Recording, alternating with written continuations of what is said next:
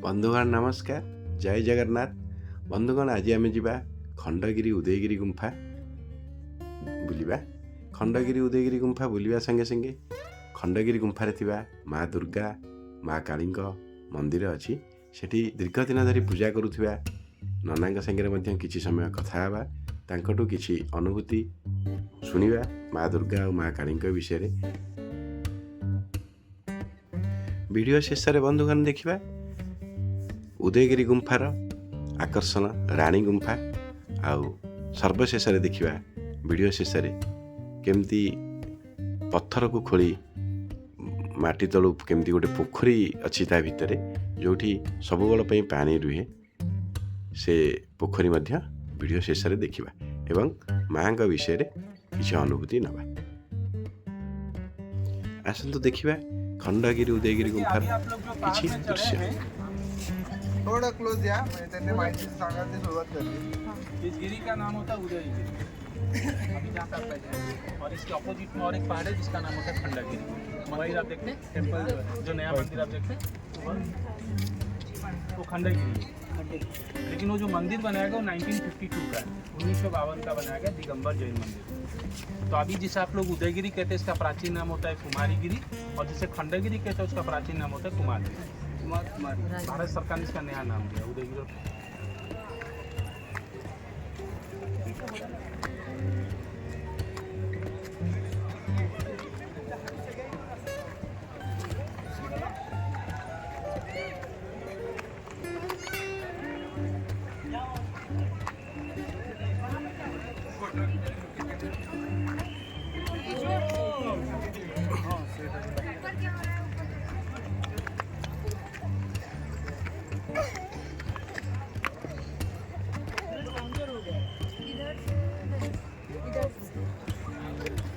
केतरे खोला होची 6 रे आ बंद केतरे होची 5:30 रे क्लोज हो जाउची। शीत दिन पे ना गरम दिन रे 4 मास संध्या जाऊ शीघ्र तो गरम दिन रे गरम दिन से 6:15 6:10-15 मिनट लोक बाहर जाए लास्ट से 6टा भीतर ही हमर बंद हो जाउची।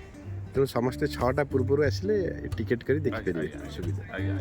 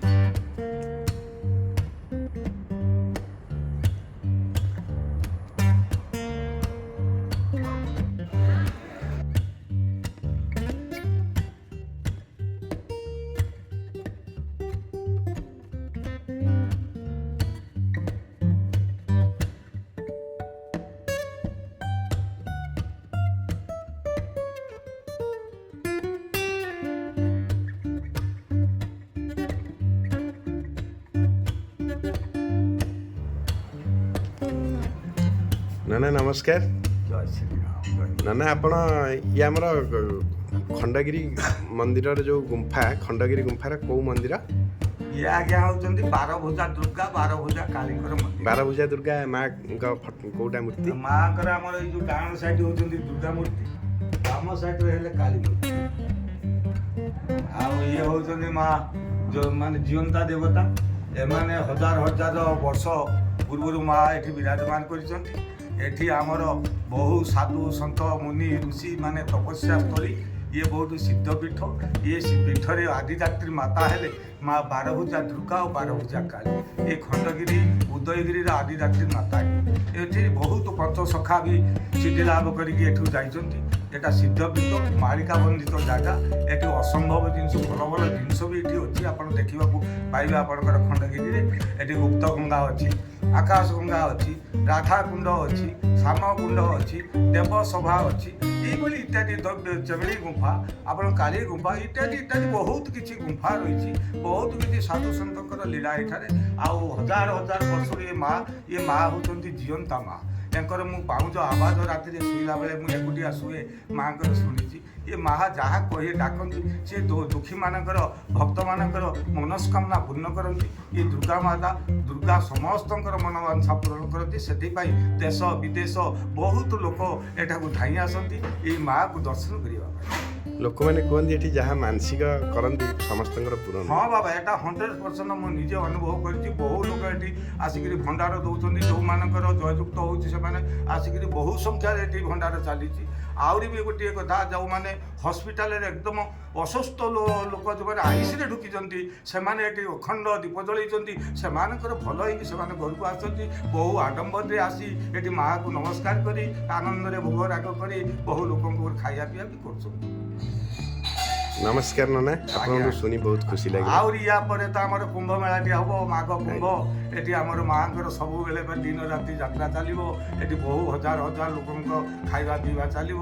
କୁମ୍ଭ ମେଳାକୁ ତ ବହୁତ ସାଧୁ ସନ୍ଥ ମାନେ ଆସନ୍ତି। ସାଧୁ ସନ୍ଥ ମାନେ ଆସନ୍ତି, ତଳେ ସବୁ ଧନୀ ଲଗାନ୍ତି। ଏଠି ଆମର ଯାତ୍ରା ତୀର୍ଥ ପଡ଼େ, ବହୁତ କିଛି ଆଡମ୍ବର ହୁଏ।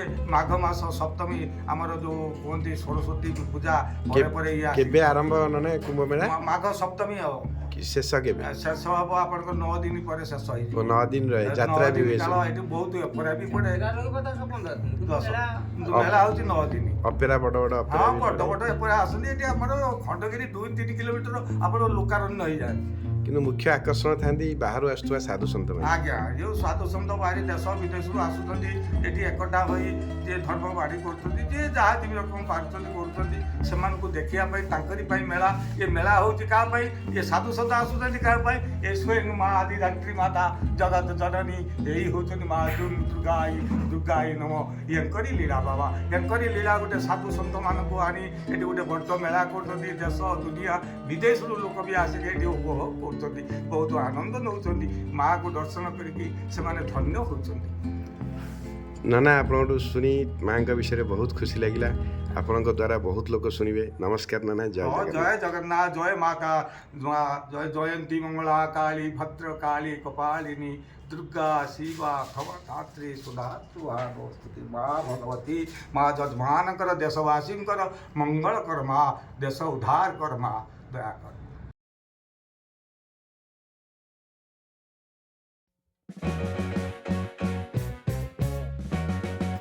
ଭାଇମାନେ ଦେଖନ୍ତୁ, ଏଇ ସେ ରାଣୀ ଗୁମ୍ଫା, ଯେଉଁ ଗୁମ୍ଫାକୁ ଦେଖିବା ପାଇଁ ବହୁତ ଦୂରରୁ ଲୋକ ସବୁ ଆସନ୍ତି। ଏ ରାଣୀ ଗୁମ୍ଫା ଦେଖନ୍ତୁ, ବହୁତ ଆକର୍ଷଣୀୟ ଗୁମ୍ଫା ରାଣୀ ଗୁମ୍ଫା।